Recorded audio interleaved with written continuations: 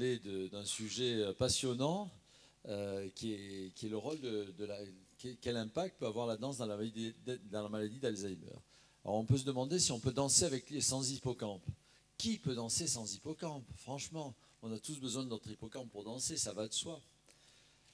Alors tout d'abord, il y a une étude qui date déjà de quelques années, je pense que vous pouvez à peu près la... Non, oui, vous lisez tous? Oui, il n'y a pas de problème. Bon, alors donc c'est une étude de McGill, de McGill Université, Doing the Tango Improves the Aging Brain. Alors ça c'est extraordinaire parce que ça ne date pas d'hier et déjà on savait que de danser le tango, ça pouvait stimuler notre cerveau. Alors on a un groupe qui s'appelle Tango et Neurologie avec Pierre Lemarquis qui existe depuis peu de temps, à peu près une dizaine d'années. Et on étudie justement le rôle du tango sur les cerveaux vieillissants. Alors tout d'abord, bon, on va refaire un point parce que j'ai l'impression qu'il n'y a pas que des neurologues dans la salle. On va refaire un point sur les circuits de la mémoire et de la mémorisation. Et vous savez que c'est un labyrinthe. Même nous, les neurologues, on n'y comprend à peu près rien. Enfin, on essaie en tout cas, avec beaucoup de modestie. Et voilà ce que ça peut donner. C'est-à-dire que c'est le fameux circuit hippocampo-amygdalo-thalamique avec toutes ces dérivations. Alors évidemment, c'est beaucoup plus compliqué que ça, vous vous en doutez. Vous voyez que tout à fait au début, donc c'est à gauche pour vous, il y a une amande, donc amande, ça se dit amygdale en grec. Alors cette amande, vous verrez qu'elle est très importante parce que c'est elle qui va nous servir peut-être à danser. Alors la maladie d'Alzheimer, on va faire un bref retour parce qu'on a été très savant, mais pour les non-neurologues, qu'est-ce que c'est la maladie d'Alzheimer? Elle s'étend en fait comme une tache d'huile. Donc là, on a différencié 3 stades, mais ce n'est pas comme ça que ça se passe. Hein. Ça s'étend tout doucement. Ça s'étend de ce cerveau très archaïque, hein, qui est le seul cerveau qu'on a hérité de nos ancêtres, qui est un cerveau qui n'a que 3 couches. Alors que tout le reste du cerveau a 6 couches de neurones. C'est fantastique, ça. On est arrivé à interfacer un ordinateur du début des années 80 avec un ordinateur actuel. C'est fantastique. Donc ce cerveau très archaïque est interfacé avec un cerveau moderne qui a 6 couches. D'abord, il faut s'étonner d'une chose, c'est comment ça marche. Parce que normalement, ça ne devrait pas marcher, on est tous d'accord. Pourtant, ça fonctionne un petit peu puisque ça nous permet de mémoriser, de faire des choses. Et c'est ce cerveau très archaïque qui commence à être touché. Donc ça nous pose une question déjà. On se dit, mais comment ça se fait? Comment ça se fait que ce cerveau hérité de nos plus lointains ancêtres, en tout cas pour ceux qui ne pensent pas que Darwin, que l'homme a été créé à partir d'un morceau de terre, hein, on n'est pas des poteries, je ne crois pas. Donc pour ceux qui croient qu'on a été le produit de l'évolution des espèces, effectivement, pourquoi ça commence dans ce cerveau très archaïque? Et ça s'étend en tache d'huile. Et ce qu'il faut savoir, c'est qu'à un moment donné, cet hippocampe, il est plus fonctionnel. Et quand l'hippocampe s'en va, qu'est-ce qui se passe? Dory arrive.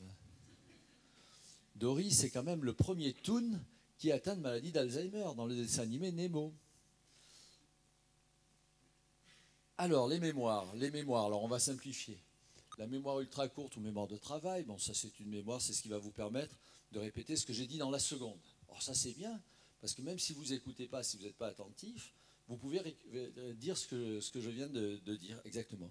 Donc tous les profs font des erreurs quand ils disent à l'enfant au fond de la classe, qu'est-ce que je viens de dire? Ben non, il ne faut pas dire ça, parce qu'il est capable de répéter même s'il joue au dé. Enfin, il ne joue plus au dé maintenant, il joue au DS. Voilà, donc même s'il joue à la DS, il est quand même capable de répéter. Tandis que s'il disait, qu'est-ce que j'ai dit il y a 30 secondes? Ah ah, on n'est plus dans la mémoire ultra courte, on est dans la mémoire à court terme. Et là, il n'est pas capable de répéter. Et donc là, il peut l'avoir. Mémoire à moyen terme, mémoire à long terme. Et puis nous, ce qui nous intéresse, c'est la mémoire gestuelle, c'est-à-dire la mémoire procédurale. J'ai appris à faire du vélo, j'ai appris un enchaînement de gestes. On n'est déjà plus dans le cortex, dans les corps cérébrales, on est passé dans des circuits plus profonds. C'est une espèce de mémoire très, très solide, très costaud. Et M. Platel, tout à l'heure, nous a dit que la musique faisait probablement partie, la mélodie faisait probablement partie de ces mémoires très costauds également. Donc ça, c'est intéressant. Alors l'art-thérapie, on en a parlé, comme forme d'éveil, comme forme peut-être de préservation de la maladie d'Alzheimer. Donc on voit que dans toutes les maisons de retraite, depuis fort longtemps, on pratique la peinture. On a créé il y a 21 ans un colloque sur les rapports entre l'art et le cerveau. Et dès la première année, on a fait parler quelqu'un qui avait créé la première maison Alzheimer en France, à Tarare, qui s'appelait le docteur Champin. Et Champin déjà faisait peindre ses Alzheimer. Donc on a un grand recul sur les peintures des Alzheimer de plus de 20 ans. La musique, donc le professeur Platel nous en a parlé, musique agréable, musique joyeuse, musique désagréable, dissonante. Est-ce que la musique dissonante est désagréable? La musique sérielle, on ne va pas faire plaisir à tout le monde. Bon. Quoi qu'il en soit, c'est effectivement des circuits qui commencent à être un peu connus, ou en tout cas qu'on commence à appréhender un peu mieux, en particulier grâce aux travaux de l'Université de Caen. Le théâtre, donc vous avez pu hier soir aller assister à Ma mémoire part en vacances. Ça fait une douzaine d'années que je travaille sur la théâtralisation de la relation entre l'aidant principal ou les aidants et le malade. Comment théâtraliser la relation pour faire passer des messages. Voilà, je pense que ça fait partie d'un mode d'apaisement. Et puis c'est l'occasion d'évoquer quelques acteurs célèbres. Alors Rita Hayworth, évidemment, qui a vécu à Cannes, qui est bien connue dans la région. Je crois qu'elle a vécu à Monaco aussi. Sa fille est à l'origine de la première association Alzheimer du monde. Évidemment, Annie Girardot, et on vient d'inaugurer le premier jardin dans un espace public à Cannes avec l'association Alzheimer Trait d'Union, où on va mettre des gens qui ont la maladie d'Alzheimer au contact des autres personnes. Ils ne seront plus isolés des autres, ils les verront jouer, et ça va changer aussi le regard des autres sur les Alzheimer. Évidemment, Colombo, dont on savait qu'il y avait un signe avant-coureur, quand il disait « Rappelez-moi, monsieur », ça c'est un signe avant-coureur évident. Voilà, donc il faut se méfier. Et puis un acteur de seconde zone, qui a joué dans des petits rôles de cow-boy de série B, un certain Ronald Reagan, qui a fait une carrière par ailleurs. Et puis, j'en profite pour évoquer aussi la maman d'Anne Roumanoff, là que vous voyez en bas, qui donne des cours de théâtre pour les aidants, pour leur apprendre à mieux communiquer avec leurs parents Alzheimer. Colette Roumanoff. La danse. Alors parlons de la danse. Alors, je me suis posé la question, je me suis dit, finalement, danser Alzheimer, est-ce qu'on est 8 à être intéressés? Ben non, parce que quand vous tapez dans Google, vous voyez, il y a 2 800 000 résultats en français. Extraordinaire. Danser Alzheimer, tapez ça. Et en anglais, vous avez 8 610 000 références. Donc, a priori, ça intéresse peut-être du monde. Alors, pourquoi ça intéresse du monde? Parce que c'est une gestuelle automatisée, donc c'est de la mémoire procédurale. La liberté sur un thème donné, ça permet une communication. Donc ça, c'est intéressant. Un apprentissage à des stades, certes peu avancés, on peut se poser la question de la persistance d'une population de neurones qu'on va voir tout à l'heure, qui s'appelle les neurones miroirs. La musique, M. Platel nous a dit ce matin que c'était une mémoire robuste, et après l'avoir entendu, j'en suis encore plus persuadé. Et si on associe donc musique plus danse, on a une stimulation synergique. Donc la mélodie, la danse, deux mémoires très robustes, des mémoires procédurales, donc on peut penser que ça peut marcher. Expliquer l'action de la danse, alors on a une piste, c'est celle des neurones miroirs. Alors ça, c'est une danse très particulière qui se joue avec un ballon. Voilà, donc il y avait un match de foot hier soir, je crois qu'il y avait l'AS Monaco qui jouait, et on a fait ce dessin hier soir. Voilà, donc c'est l'imitation via les neurones miroirs de la gestuelle, c'est-à-dire que si vous regardez un match de tennis à la télé, vous jouerez mieux au tennis après, parce que votre gestuelle se sera imprégné des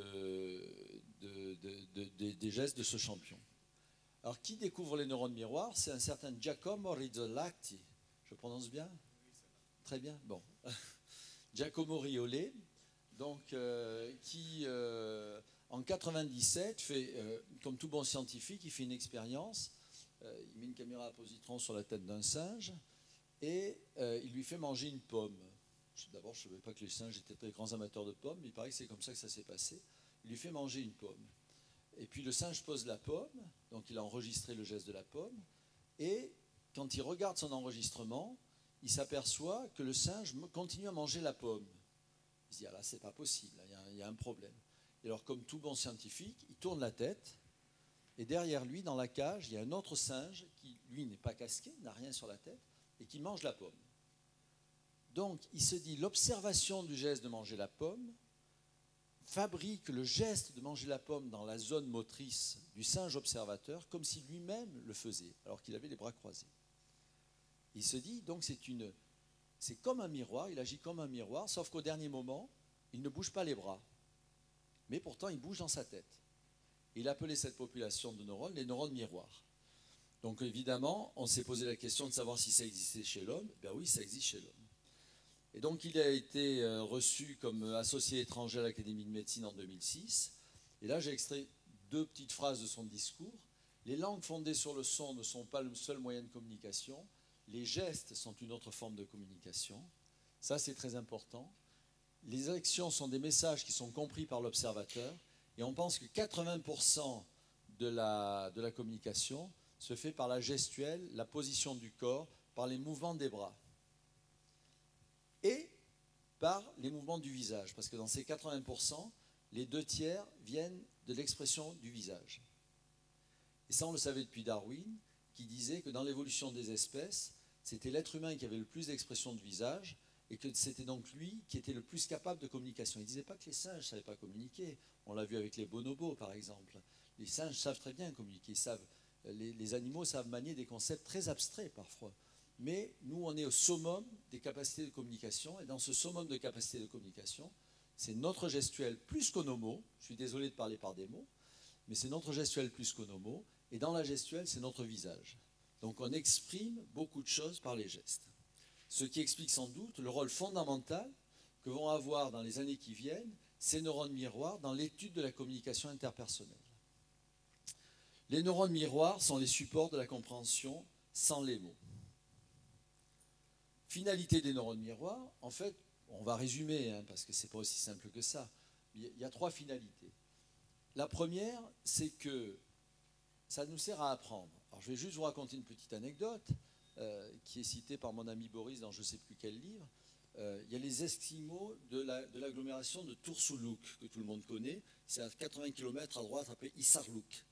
Voilà, donc les Esquimaux de Tursuluk, les Danois se sont aperçus qu'après la guerre, ils ne savaient plus rien faire. Ils leur donnaient des subventions, ça s'appelait le RMI. Et en leur donnant ces subventions, ils achetaient de l'alcool, ils achetaient des produits bien gras, ils grossissaient, ils faisaient des infarctus, enfin c'était pas terrible. Donc ils se sont dit, on va leur réapprendre leur mode de vie traditionnel, c'est-à-dire faire du sport en kayak pour aller chasser le phoque. Et donc ils avaient des grands universitaires, ils ont envoyé les grands universitaires pour leur apprendre comment faire un kayak. Donc ils ont réuni les enfants d'Esquimaux, qui étaient totalement acculturés évidemment.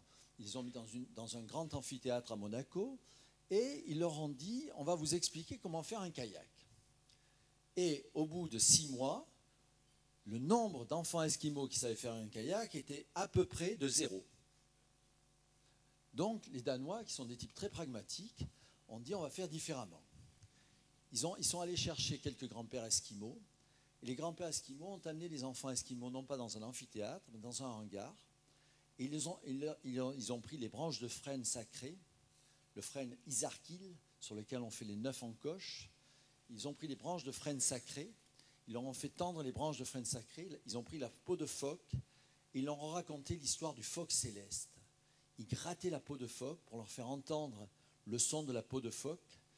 Et les enfants esquimaux, à la fin de 3 mois d'exercice, savaient tous faire un kayak. La gestuelle, la représentation du son, l'observation et l'histoire contextuelle qu'on leur raconte avaient permis de se substituer au savoir universitaire. Donc c'est pour ça que dans les facs, je parle devant des universitaires, je suis désolé, il faut faire du théâtre. Jacques le sait très bien, il en fait beaucoup. Voilà, donc il faut faire beaucoup de théâtre, il faut montrer les choses, il faut aller au-devant. Voilà. Donc, alors c'est pas toujours facile de mimer une crise d'épilepsie, mais bon. Donc voilà, donc on apprend par la gestuelle. On apprend par la gestuelle. Donc ces neurones miroirs, ils ont un rôle fondamental. Alors est-ce que c'est inopérant chez l'Alzheimer? Pas si sûr, parce que c'est une copie de geste. Donc c'est du mimétisme. Et après on reverra que la zone des neurones miroirs, la zone principale des neurones miroirs et l'hippocampe ne sont pas tout à fait sont pas si proches. Identifier l'intention de l'acte. Et oui, parce que si j'identifie le geste ne me sert pas qu'à apprendre, c'est pas que le geste de faire, c'est pas que des praxis, ça a aussi un sens. C'est-à-dire que si je suis menaçant, vous comprenez tout de suite et vous allez vous défendre. Vous avez intérêt d'ailleurs, parce que sinon le coup va partir en premier. Voilà, donc ça on savait depuis longtemps que le délai de reconnaissance d'un geste menaçant est très bref. Je crois que c'était 16 millisecondes, enfin c'est très très bref. Alors que le délai de reconnaissance de la bienveillance est plus long. On est méfiant quand même. Voilà, mais là, le geste, en tout cas, le geste, l'intention de geste, l'intention de l'acte, c'est important. Et enfin, on comprend l'émotion associée au geste. Et ça, c'est sûr, parce que de manière très pragmatique, on l'a vu tout à l'heure avec cet excellent film que vous avez passé, là où cet étudiant à l'oreille me paraissait très empathique, là, cet étudiant en neuropsychologie, il arrivait à faire passer des messages, et on voyait les réactions des personnes âgées qui étaient là, et on se disait, ça y est, quoi, il comprend qu'il est devant quelqu'un de bienveillant. Donc c'était quand même quelque chose de formidable. Donc l'émotion associée au geste, tous les praticiens qui font de l'Alzheimer savent que pratiquement jusqu'au stade terminal de la maladie, on peut faire passer de l'émotion aux patients atteints de maladie d'Alzheimer. Alors identifier l'intention du geste, ça permet aussi d'ajuster son attitude à celle de l'autre. Et quand vous faites une danse de couple, certes tout est codé, mais il y a quand même une grande liberté de mouvement. Donc vous pouvez anticiper et vous pouvez prévoir le pas suivant. L'ajustement émotionnel, ben oui, la danse de couple, c'est un échange d'émotions. J'ai eu l'honneur de parler au Festival mondial de la salsa là, à Monaco il y a quelques temps sur salsa et Alzheimer, ce qui est encore un sujet un peu plus étroit. Merci beaucoup Federico. Voilà, c'est encore un sujet un peu plus étroit. Et effectivement, dans la salsa, il y a énormément d'émotions. Il y a un échange d'émotions. Et pourtant, c'était des professionnels, c'était des grands... Hein, on assistait à un festival extraordinaire. Et même dans ce festival extraordinaire où ils avaient travaillé, c'était codé, c'était codifié, on sentait qu'il passait entre eux une émotion extraordinaire. Et l'Alzheimer, avec sa préservation émotionnelle, on peut continuer à favoriser cet échange émotionnel. Et qui plus est, il y a un autre intérêt, c'est que ça retisse du lien affectif. C'est-à-dire que de danser avec son conjoint, son ami, sa mère, son père qui a Alzheimer, et de s'apercevoir qu'on peut faire quelque chose ensemble, quel lien affectif positif formidable ça recrée. Alors, la localisation des neurones miroirs, donc comme vous le voyez, c'est extrêmement simple. Donc il suffit d'avoir un magnétoencéphalographe, un PET scan et une stimulation magnétique transcrânienne. On a tout ça à la maison. Et ça permet donc de bien localiser les neurones miroirs. Heureusement, il y avait des précurseurs qui nous avaient permis de savoir où ils étaient. Gall, avec sa fameuse phrénologie, il était tombé qu'à 8 cm près. C'est pas mal quand même, c'est un taux d'erreur dans le cerveau tout à fait raisonnable. Hein. Tous les neurochirurgiens le savent. Donc, une stratégie de relation-stimulation avec le patient Alzheimer basée sur les neurones miroirs. Donc on a vu que c'était basé sur la théorie dite du théâtre du quotidien. Bernard Michel, qui est un de tes amis, avait organisé une année un colloque communication et démence. Alors ça c'était très intéressant parce que ça avait permis justement de bien cadrer tout ce qui était du domaine de la communication avec des éclairages très divers. On peut faire passer l'empathie par la gestuelle et la musicalité, ça on l'a vu. L'aidant familial est très important, parce que nous, on peut faire des choses très codifiées, il faut faire des choses très codifiées, parce que sinon on ne sait pas où on va sur le plan universitaire. Mais en même temps, c'est presque du semi-directif, c'est-à-dire qu'il faudrait qu'on sache quelles sont les appétences pour.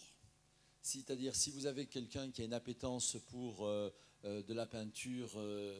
je ne sais pas, très contemporaine, qui adore Jeff Koons, par exemple, ce qui est un signe de maladie d'Alzheimer, qui adore Jeff Koons, à ce moment-là, si on lui présente, je ne sais pas, du Rembrandt, il ne va pas aimer. Et à l'inverse, quelqu'un qui n'a jamais vu que du Rembrandt ou autre chose, ne va pas du tout aimer Jeff Koons. Donc il faut avoir des référentiels.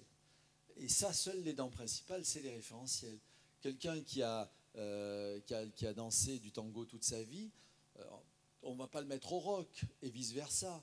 Voilà, donc il faut quand même que les dents principales nous aident, nous guident, nous disent la référence, ce qu'on va réactiver, c'est ce qu'il a déjà, c'est ce qu'il connaît déjà. C'est-à-dire on va comme dit souvent Boris Cyrulnik, on va souffler sur les braises de résilience. Je m'excuse, hein, je marche un peu sur les plates-bandes de mon orateur suivant, mais on va souffler sur les braises de résilience. C'est-à-dire on va essayer de réanimer un feu, mais si on souffle au mauvais endroit, à l'endroit où il n'y a pas de braise, c'est-à-dire à l'endroit où il n'y a pas de souvenir préalable, ça ne sert pas à grand-chose, on souffle sur des cendres. Le rôle de la danse comme activateur de la mémoire musicale robuste, donc on l'a vu, c'est le CHU de Caen qui a beaucoup travaillé là-dessus, et de la mémoire gestuelle procédurale, donc là c'est Pierre Lemarquis avec son groupe Tango et Alzheimer qui nous a appris beaucoup de choses. Donc il y a une association de bienfaiteurs, la musique et la gestuelle. Alors imiter, ça c'est intéressant parce que en même temps on voit que la simulation motrice, c'est-à-dire via les neurones miroirs, est une stimulation motrice, mais on voit que c'est aussi une stimulation de nature intellectuelle. C'est un pari sur l'intention du mouvement ébauché. Donc comme on l'a dit tout à l'heure, c'est très codé, mais en même temps il y a de la gestuelle, c'est-à-dire qu'on ne fait pas systématiquement le même mouvement, sauf quand on est des danseurs professionnels, comme on l'a vu. La perception, la compréhension du mouvement, ça on l'a, même quand on est Alzheimer, jusqu'à un stade avancé. Le partage de la sensation des mouvements, c'est formidable, parce que ça va recréer du lien affectif. La simultanéité du mouvement, le neurone miroir, il ne dure pas longtemps.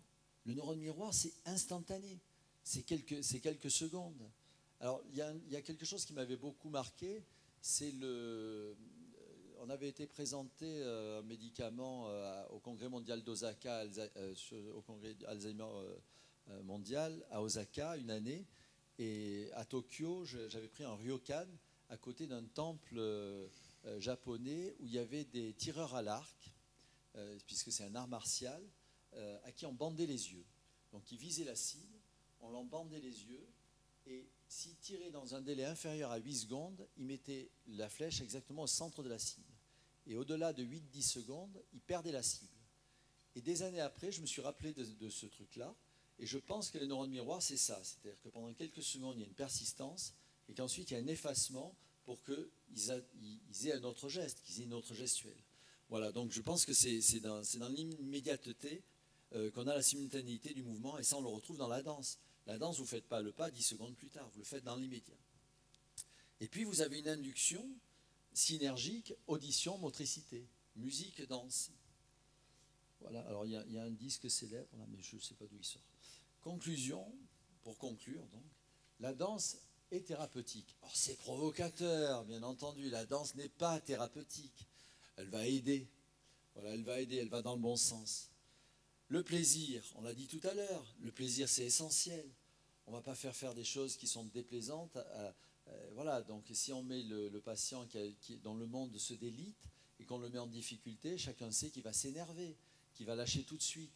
Donc c'est pas possible, on ne peut pas faire les choses sans plaisir.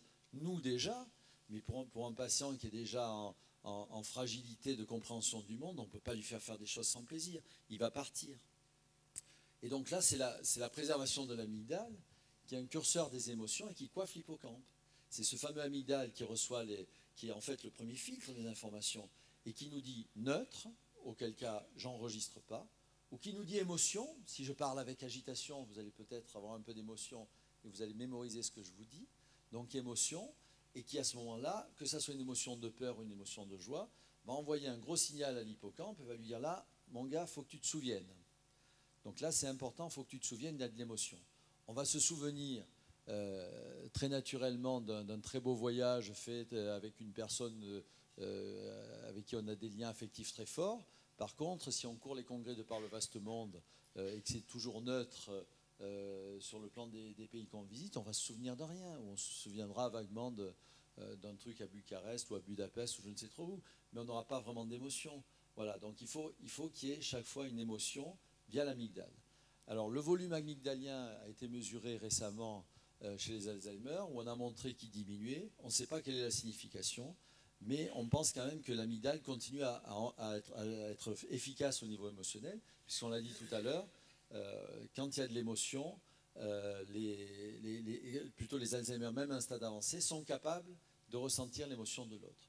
Et ça, c'est la première chose que j'apprends aux familles de mes patients. Je leur dis, quand vous parlez à votre conjoint, il ne faut pas lui parler comme ça. Parce que parler comme ça dans les aigus, avec un rythme rapide et en soulevant les sourcils pour élargir le champ visuel, c'est lui dire il y a un danger.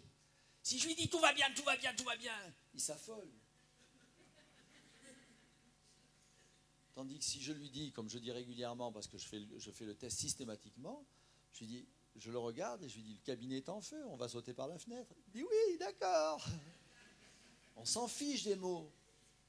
On s'en fiche. Ce qu'on veut, c'est que notre visage exprime quelque chose, que le ton de ma voix exprime quelque chose. Après, on peut lui dire le cabinet est en feu, il s'en fiche. Donc voilà, donc l'émotion, ça passe. Les neurones miroirs préservés supportent l'imitation motrice, parce qu'en fait, les neurones miroirs, c'est pas que la zone de Broca, c'est tout un ensemble de choses, y compris une petite zone qui reconnaît si ce qui bouge devant lui est un objet du domaine du biologique ou un dessin animé. Si c'est un dessin animé, les neurones miroirs ne s'agitent quasiment pas, ne s'allument quasiment pas ou pas du tout. Si par contre on est dans le domaine de l'animé, cette petite zone va éclairer d'autres zones qui sont à côté, où il y a tout un ensemble, bon je vais vous passer les détails sur la reconnaissance des visages, des mimiques, etc., qui sont relativement éloignés de la zone de l'hippocampe. Donc le temps que les lésions passent de l'hippocampe à toutes ces zones de neurones miroirs, il va se passer du temps, donc nous on a le temps d'agir, pas pendant toute la durée de la maladie d'Alzheimer, mais pendant une longue durée, pour permettre justement de faire passer des messages via le corps, via les expressions, et pas via les mots. Donc la compétence pour des enchaînements moteurs connus, les pas de danse, ça persiste. Dans toutes les maisons de retraite, maintenant, on fait danser les Alzheimer. C'est pas simplement une activité motrice, machin, etc. On les fait danser. Ce qu'il y a, c'est qu'il faut bien choisir la danse, il faut bien choisir le moment, il faut bien choisir le contexte. Et ça, c'est pas toujours parfait, enfin du moins dans notre région. Le partage avec les dents, ça c'est fantastique, parce que c'est un facteur de résilience de les dents. Nous, on n'a pas montré de résilience du malade. Dans notre groupe, on n'a pas montré ça. Mais on a montré que si on arrivait à retisser du lien, à valoriser, à faire en sorte que le malade soit plus calme, dans l'immédiateté, mais aussi un petit peu au-delà dans la durée, pas très longtemps, mais aussi un peu au-delà dans la durée, l'action de l'aidant lui redonnait une image de lui qui était drôlement importante.